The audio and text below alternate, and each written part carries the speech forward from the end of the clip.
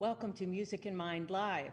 I'm Renée Fleming, and I'm excited to welcome our guests today, two virtuosic percussionists and musical innovators who both personify the power of rhythm. Three-time Grammy winner Mickey Hart is best known for his many decades with the Grateful Dead. His desire to uncover the connection between life, rhythm, and the origins of existence has led him into a number of different arenas. He testified, along with Dr. Oliver Sacks, about rhythm and music therapy before the Senate Subcommittee on Aging. As a scholar, he has worked with the Smithsonian, the Library of Congress, NASA, and the Institute of Neurologic Function. While embracing traditional world music rhythms, Hart weaves sonifications of brain waves, nature, and the cosmos into his musical compositions. His work with neuroscientists Adam Gazzaley and Nina Kraus seeks to identify rhythms that stimulate parts of the brain. In 1991, his album Planet Drum held the top spot on Billboard's World Music Chart for 6 months and was awarded the first Grammy ever in the world music category. Here are two clips of Mickey Hart playing with the Grateful Dead. Falling, falling, falling. I turned around to see. Heard a voice calling. You was running back to me.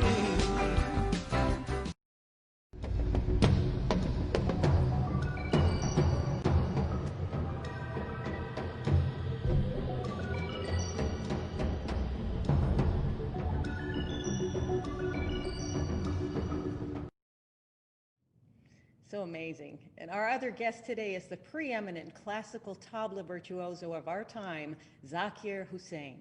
He is one of the world's most esteemed and influential musicians, one whose mastery of his percussion instrument has taken it to a new level, transcending cultures and national borders. A child prodigy already touring internationally while still in his teens, Zakir has been at the helm of many genre-defying collaborations. As a composer, he has scored music for feature films and has composed 3 concertos, including the first ever for tabla and orchestra.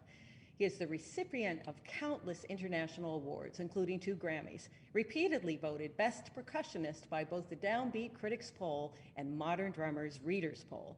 Zakir was honored with San Francisco Jazz's Lifetime Achievement Award for his unparalleled contribution to the world of music. Here is a clip of Zakir playing with Rakesh Chaurasia, followed by a clip of Mickey and Zakir performing together in the Global Drum Project.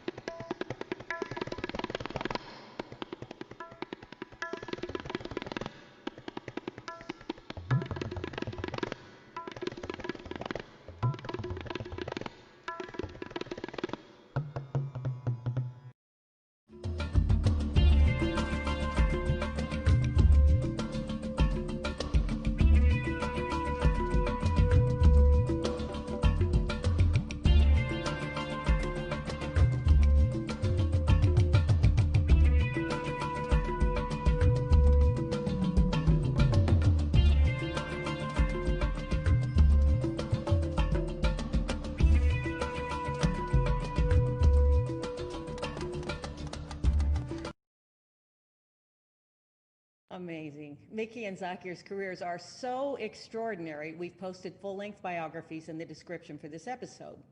So before we begin, remember to submit questions in the comments section on Facebook. We're delighted to have had an audience watching from 54 different countries around the world. Thank you. I've also asked the audience to submit videos or photos highlighting a person or a program working at the intersection of arts and science. And we've been getting some great submissions, and we'll share another one soon. Please keep them coming through the note on my Facebook page titled, "We Want to Hear from You." So welcome, Mickey and Zakir. Those videos just are amazing to me. First of all, what do you think when you're playing? Because Zakir, the expression on your face, it looks to me like you are flying. Neither of you look at your instruments and you are in the zone, in some other world. Can you describe what goes on through your mind when you're performing? Uh, for me, it's a landscape that I am traversing through. Uh, Whether it's going uphill, downhill, diving into a river, floating down somewhere, or just watching birds fly over. When I'm just playing a simple rhythm and I want to hit a little trill like dage dige dage dege. It's like as if a flock of birds is going by. So those kind of visuals are something that sit inside of me, and so it's it's a very audio visual experience while performing, and tabla, the instrument, is sort of how should I call it, a set of headphones that sits inside of me, and I'm just going along with it, and I know that it's there, and I don't have to tell it to follow me because I'm following it. That's interesting because I see a landscape when I sing. But for me, it is a one line landscape because that's what the voice is, a single line instrument. And I'm shaping constantly all of the phrases that I'm singing. But I'm so fascinated to hear that you're creating the entire richness of the landscape. And what about you, Mickey? Because you're performing with other musicians, so I'm sure you're having to listen to them very closely. I do.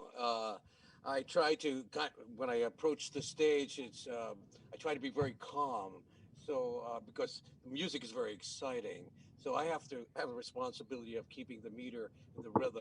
So that's very important. But I try to be in the now, like you say, in the zone. So I empty my mind of all things and I'm there. And very much like Zakir, we know exactly where the drum is. Now, there are certain sweet spots on all of the drums. So when I really want to go someplace that takes like I will go there and I will look at it. But other than that, I don't have to use sight because it is part of me. It's like an extension of my body. And That's amazing. You both said that. That is fascinating. So when I think of a rock star and a tabla virtuoso, I wouldn't automatically put you together as collaborators. So tell us how you met, became friends, neighbors, and have ended up working together outside of the customary worlds that you work in. I actually love this story, so I want you to share it. Go ahead, Mr. Hart. Zakir's father, Alaraka, as you see there to the left, he was my teacher, right there. So when I joined the Grateful Dead, I met Alaraka, and he changed everything. Once I realized that you could fly in this rhythm and go do things that no one could ever even imagine doing. And then, but his instrument was very quiet. He couldn't play with me because it was a loud, very loud instrument, the drum set. But he said, my son, he could play with you.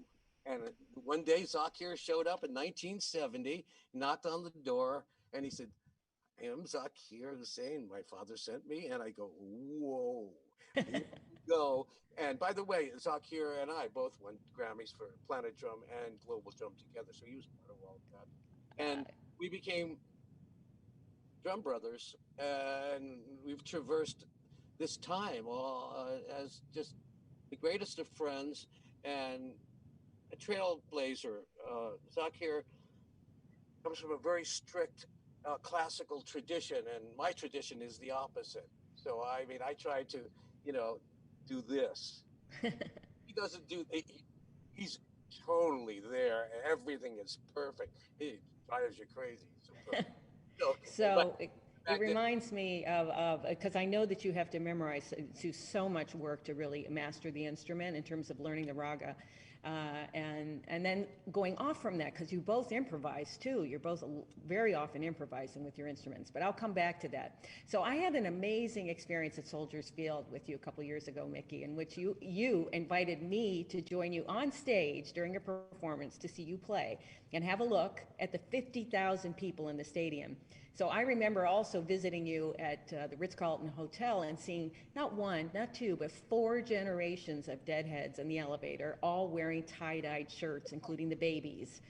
So, in the instrument you invited me to see on stage is the beam. Tell us about the beam. Well, the beam is actually it's called a monochord. It's what I'll be playing later in the program, and it was an invention of Pythagoras, a mathematician, philosopher, 550 BC, a Greek, a Grecian fellow, and he surmised that the revolutions of the planets and the stars and all of the heavenly glory here was a musical instrument.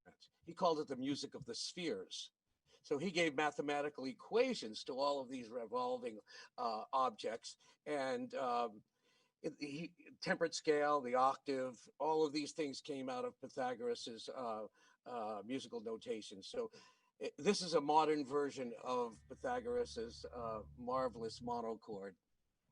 Let us hear let us hear one chord or one pitch, because D is a very important pitch, isn't it? Yes, it is. I don't know if any of this is playing now or is on, but you will hear it later. I don't think we have any volume here.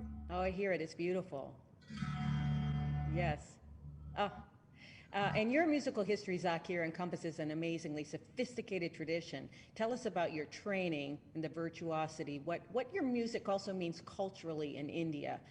Because I know Mickey told me once that if I were to go to India, I should go with you because everywhere you go, you are the god, the rock star. Well, I think he's exaggerating a lot.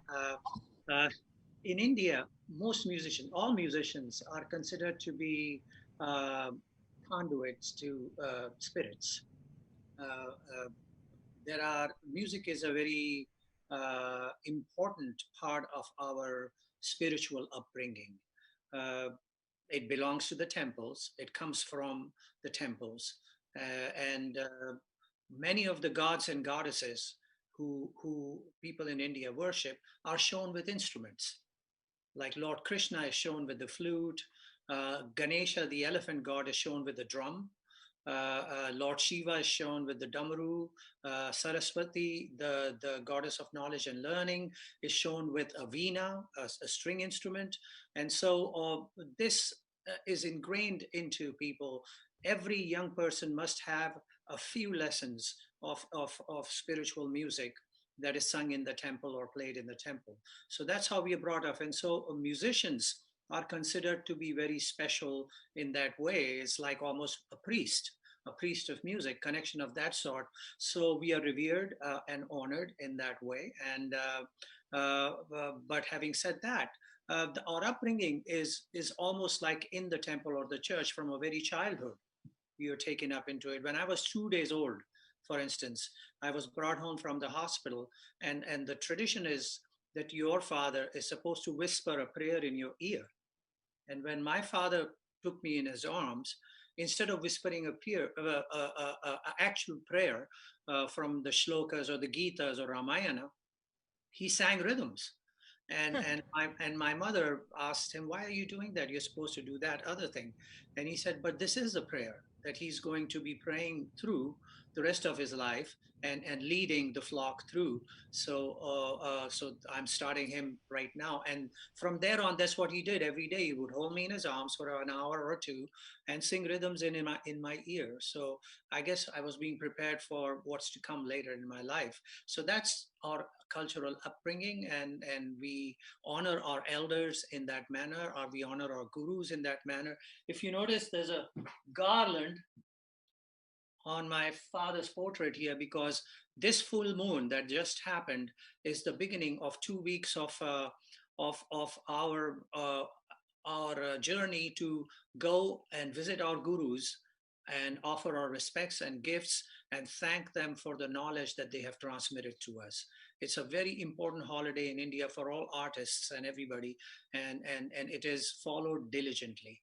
Normally, I would be in India today doing this, but because of Mr. 19, I am sitting here with you, luckily, fortunately, with two legends, so I can bow down to you. I already sent my message to Mr. Hart asking for his blessings as one of my mentors, and I do the same with you, and because you represent the spirits, and that is what our upbringing is, and our music is all about. Thank you. Can you give me an example of how, when you say sing rhythms, to me that's a beautiful combination of words because I never think of singing rhythms, I think of playing rhythms. Can you give me an example of what he might have sung to you? Well, it is because when we are playing rhythms, we are actually, it's almost like reading a novel or looking at the charts and singing a song. And that language has to become like a second language too. Just as I've learned the English and to express myself in English, I had to learn to express myself in the language of tabla, and you actually sang it. So what you what you spoke, you played. So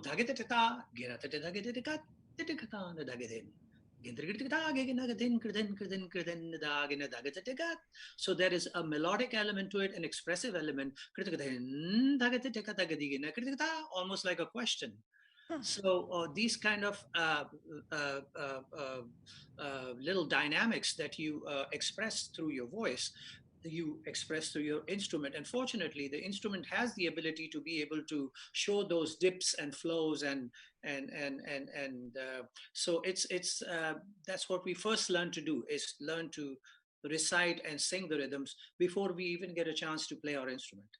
that's incredible. And also, I mean, I have to say, it is incredibly musical the way you just did that. It's extraordinary. And so you actually sang them and then played them.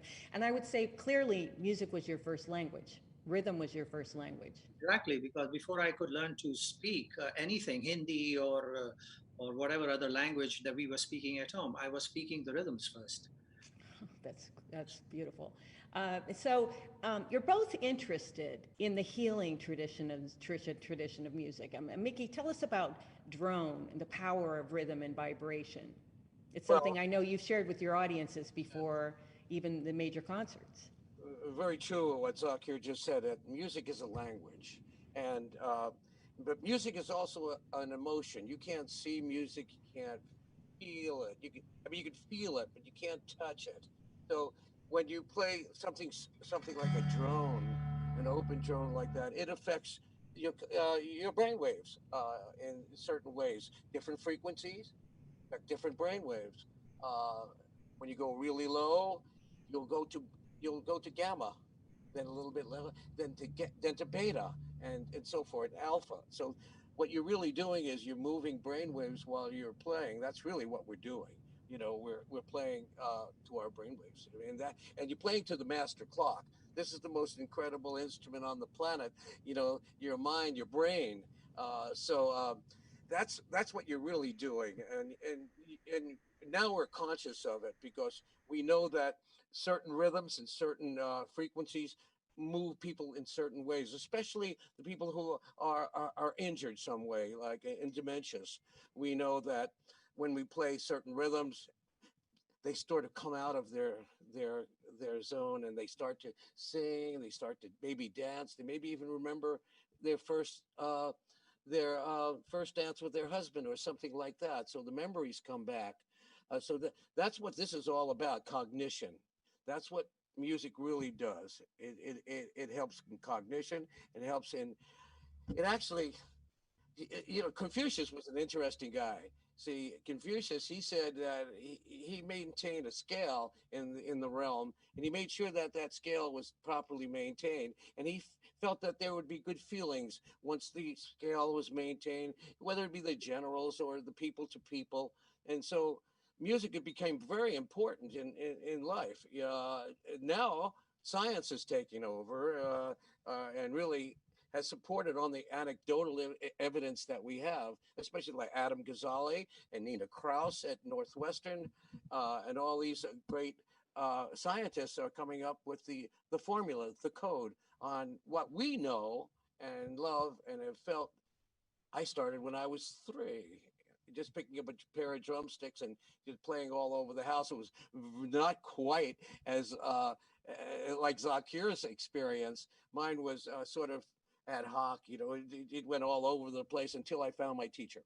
Found my teacher, just like Zakir found his teacher, and we've been playing our whole lives. It's a lifestyle to us. It's not just concertizing. It Well, I makes love that you said it's in you. Both of you said that. It's here. And you both pointed to your chest, which I find extraordinary.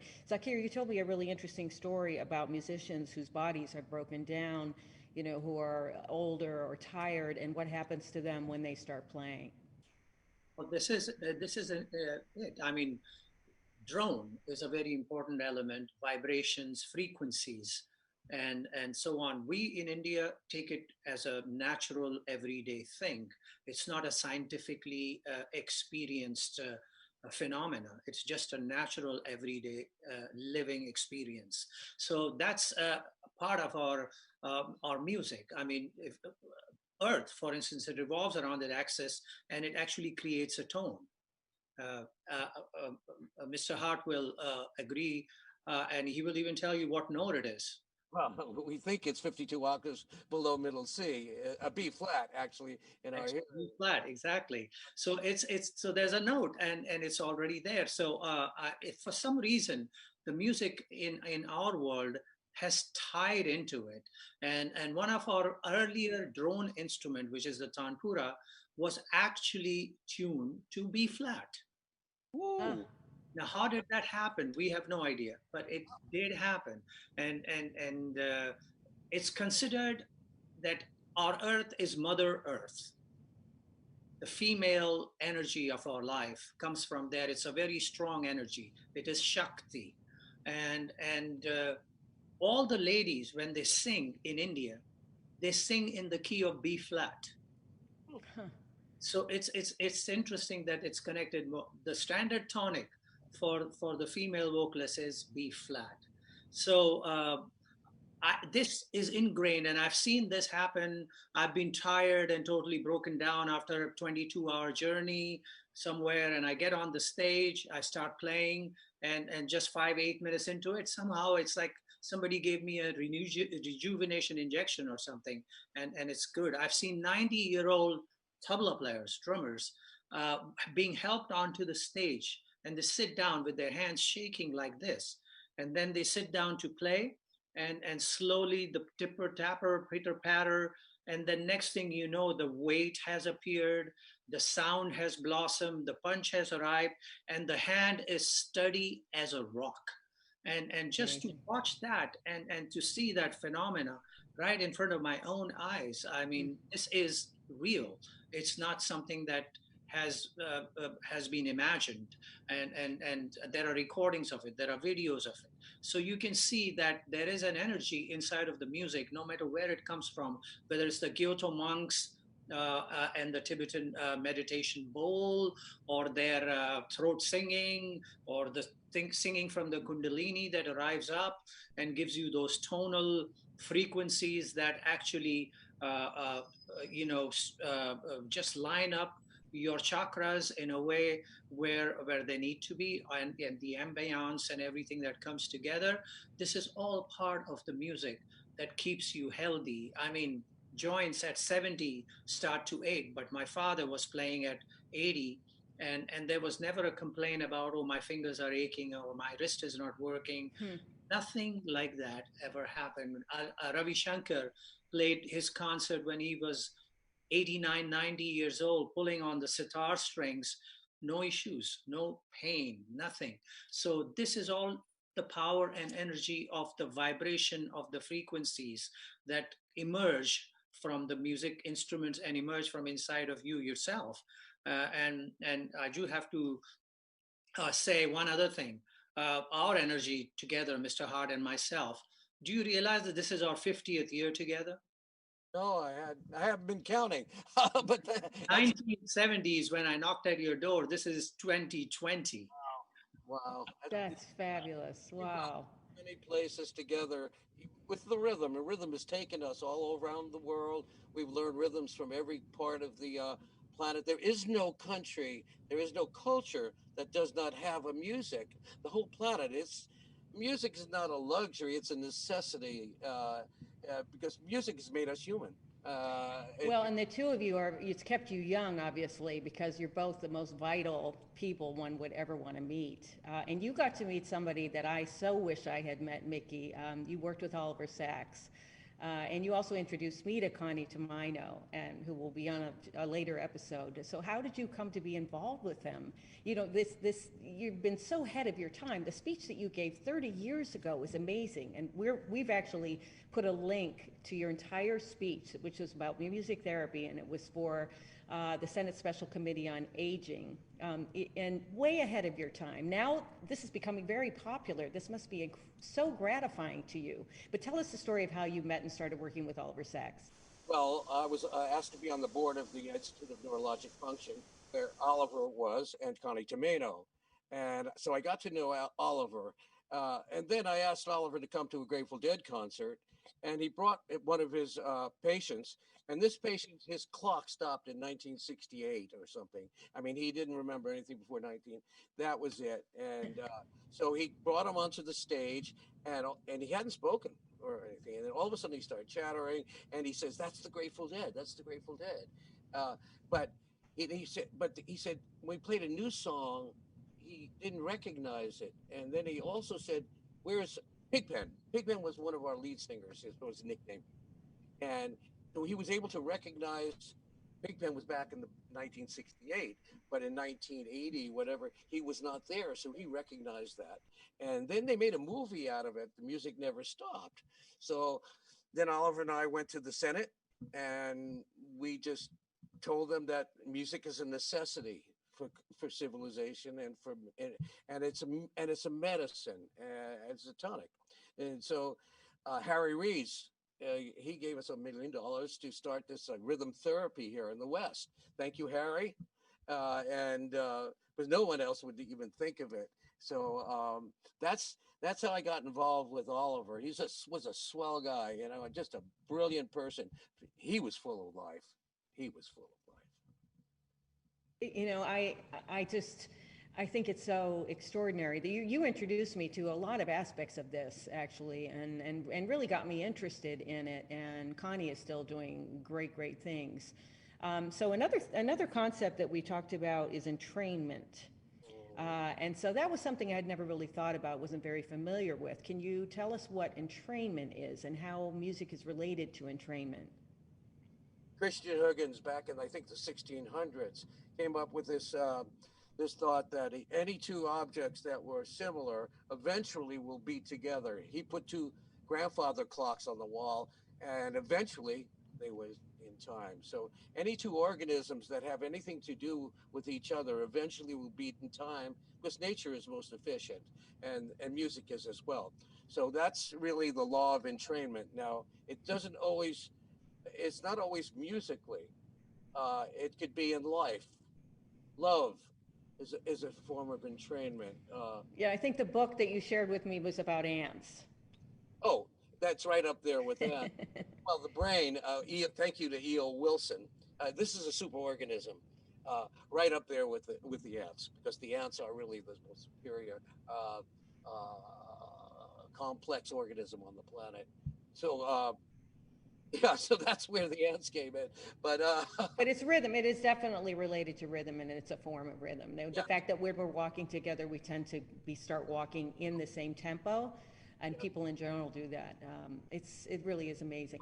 So, you sent me a quote recently. I have one more question for you both from Moliere, Mickey. All the wars which we see in the world only occur because of the neglect to learn music. Were all men to learn music, would not this be the means of agreeing together and of seeing universal peace reign throughout the world? So, what are your thoughts on the seeming chaos we're experiencing now with the pandemic, political division, a struggle for racial justice? You've both traveled the world extensively, and what is your hope for the future? well, music's primary focus is to involve people in life, and so take it from there. You know, a better person will be someone who loves music and appreciates all the beauty of music and all of the power that is contained in it. So that's the story of entrainment, really, and the power of music. They say the power of music is really deep. You know, only a musician would know it. When you get on a stage, you're playing with your band. what I do is I try to help everybody out. I want to make everybody look good, sound good, and I want myself to be part of that organism that beats together and pulses and throbs, and that's our spiritual dimension. So the Grateful Dead was a jam band where it made up things. It was improvisational in nature. We couldn't really remember what we did the day before, so we figured, well, why remember everything when you can just improvise? We got kind of good at that, Right. uh, and Zakir. No question. Zakir, do you have any thoughts on that? Well, we are not any different. Doesn't matter where we are. We all think the same thing. We all know that love is an important element in our lives. Nobody has said anything different, whether you take all the way up when the Bible was first written, or even before that, Abraham and Moses and Zoroaster and Muhammad, or anybody who comes out, they all have said the same thing: love thy neighbor, be at peace with each another, do good, be happy, be pleasant, and one of the elements of the music is that it injects some kind of a happy thought inside of you. It does that even when you listen to a sad song, and there might be tears in your eyes, you smile and appreciate how beautifully that emotion was conjured. Yes.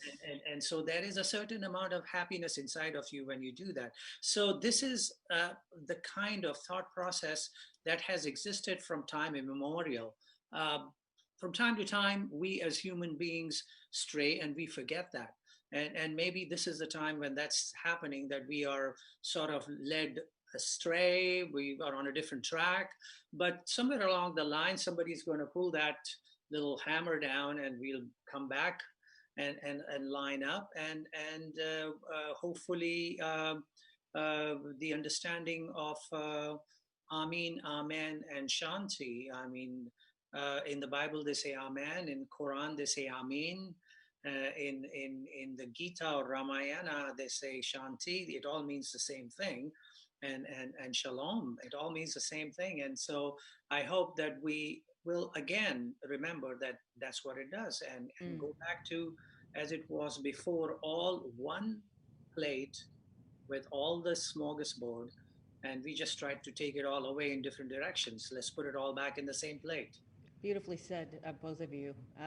We have a few questions now, and the inside name for the collaboration that we've actually been working on, and your collaboration is the Sonic Tonic Club, which I love. It's an illustrious club, and we've put together a recording performed 3,000 miles apart in 3 separate locations. You don't live far apart, but you're collaborating, but from home. So we're going to play, but first we have a couple of questions from our viewers. So David asks, Mickey and Zakir, love you both, so influential in my life. Djembe, builder and player, will there ever be live Planet Drum concerts, the original lineup, available? Well, probably not the original because not everybody is still here on this plane. But Zakir and I work every day remotely, pretty much, on the next Planet Drum album, or work remotely. So, Two other alumni are still with us, Giovanni and Sikiru Adepojo. that's right. Some of us are here, and yes, there will be. Thank you for Great. asking. Thank you. That's great. So Margaret asks, I'm curious to hear from Zakir Hussain how and where rhythm interplays with healing in India. Rhythm. You touched on that a little bit with music, but Uh, it's the vibration. It's the frequency. It's, you see, we go through. It's a very interesting thing. We call it chilla. I have told Mickey about it, and it's in the book Drumming at the Edge of Magic. Uh, we are at a certain point uh, asked to go and live alone in a retreat by ourselves, and it's very biblical. It's 40 days, all by yourself, away in the place where your ancestors have gone to a retreat. It's called chilla, and you are alone with your music. Somebody brings food and leaves it outside the door for you, out of the hut, and you eat when you want. But for 15, 16, 17 hours, you do nothing but you play music. And in that rhythmic development, the first time I did it, I was 16 years old. And, uh, and I started playing music. And what's interesting is whatever experience you've had in your life, it will manifest itself in some sort of visual encounter in that, because once the rhythm is playing all this time, all these hours, and the vibrations, it gets hypnotic and you get caught into this dream world, and then things start to appear. For me, negative did not exist because I was still very young. Everything was very positive. So the energy was good. And I do remember that I encountered this dervish like human being. And he came and he taught me a few rhythms. And I learned in my mind, maybe it already existed from all the things that went into my ear from my father before. I don't know. But it came back and I learned it. I came back home and my father says, "What happened?" And I said, "Well, I learned this composition." And he said, "Where did you learn this?" He was shocked. I said, "Well, there was this visit from this dervish and he taught it to me." And then he went away and he started pacing up and down. He was like really very serious. And after a little while, he came up to me and he gave me a hug. And he said, "You know this composition, I've never taught it to you, and you don't know this. And I'm so blessed that I got to see this moment, because that was my great grand guru that came to you and taught you this composition."